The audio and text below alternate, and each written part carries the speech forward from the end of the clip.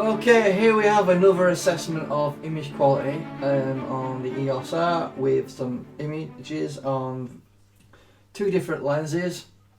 So we've got the Sigma 150 to 600 here, ISO 500, shutter speed ranging between 250th of a second to 1300 on all of these pictures.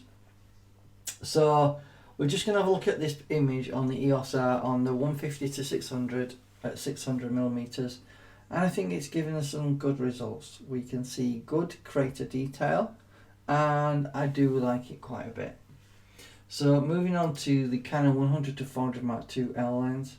Obviously it's not quite as zoomed in, but again we're getting similar crater detail, and obviously we've got the 1.4 extender on here on the Canon 100 to 400 Mark II L lens, and again we're getting good crater detail, and this is closer to the 150 to 600.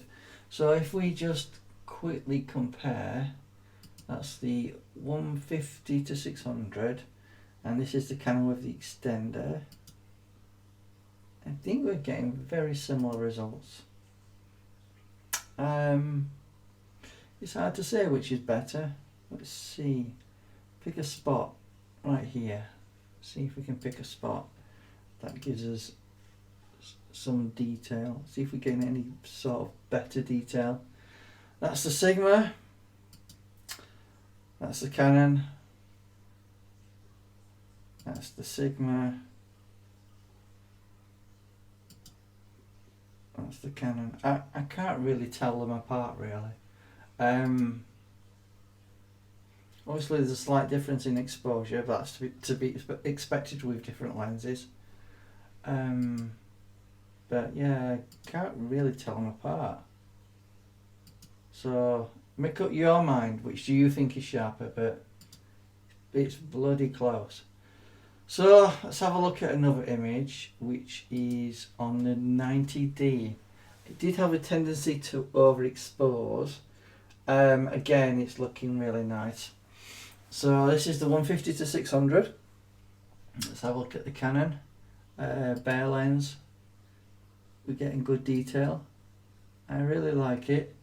And then the 1.4. I think the 1.4 looks a bit soft, if I'm honest. Compare that to the 150 to 600. If we zoom in a bit, compare it to the 1.4. Yeah, it seems a bit more blurred out than the 150 to 600 on APS-C. The equivalent focal length is going to be around 960 millimeters, I think. So that's more or less what the crop sensor is doing to magnify the center of the lens in terms of the effective focal length. So that's the 150 to 600 Sigma lens. Again, all these images are F8 ISO 500. These are all handheld as well, believe it or not. The sun was there was a lot of sun on the moon, so obviously that's why it was so bright. So that's the 400. Let's have a look at that. We are seeing a bit of pixelization, not much, but a little bit. That's the 1.4. That's the 150 to 600. If I was to give it, which one I thought I'd give an edge to would be the Sigma 150 to 600 on APS-C on the 90D. But when it comes to full frame, that's the 150 to 600. That's the 100 with the 1.4. And if we zoom in there a bit more, this is the bare lens, 100 to 400. I do see some pixelization because we're actually cropping in there at 300% to get a similar sort of field of view when we zoom in at 200% on the other two.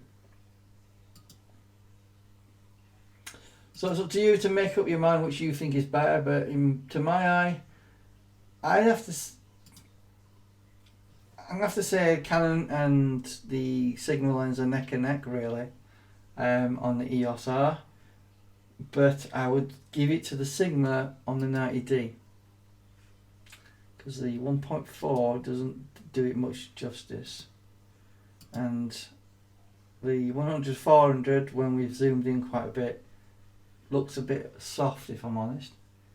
So yeah, I'd give it to the Sigma on the 90D, and it'd be a draw with the 1.4 extender on the Canon, as well as the 150-600 Sigma Contemporary. Yeah, I can't really tell them apart, if I'm honest with you. They're very close. You might give a slight edge to the Canon, in fact, on this, but it's up to you to make your mind up. I'm not sure on that. So I hope this video was a bit informative. I'm looking at some sharpness detail on the moon, with the Sigma Contemporary 150-600, the Canon 100-400 Mark II L lens with the 1.4 Mark III extender. And thanks for watching. Thank you, and hope this was a bit informative looking at these images. As always, please subscribe to the channel, like the video, and I will put some individual images with some music so you can, have a listen and make your own mind up which you think is better. Thanks for watching. Hope you have a nice day, and bye bye.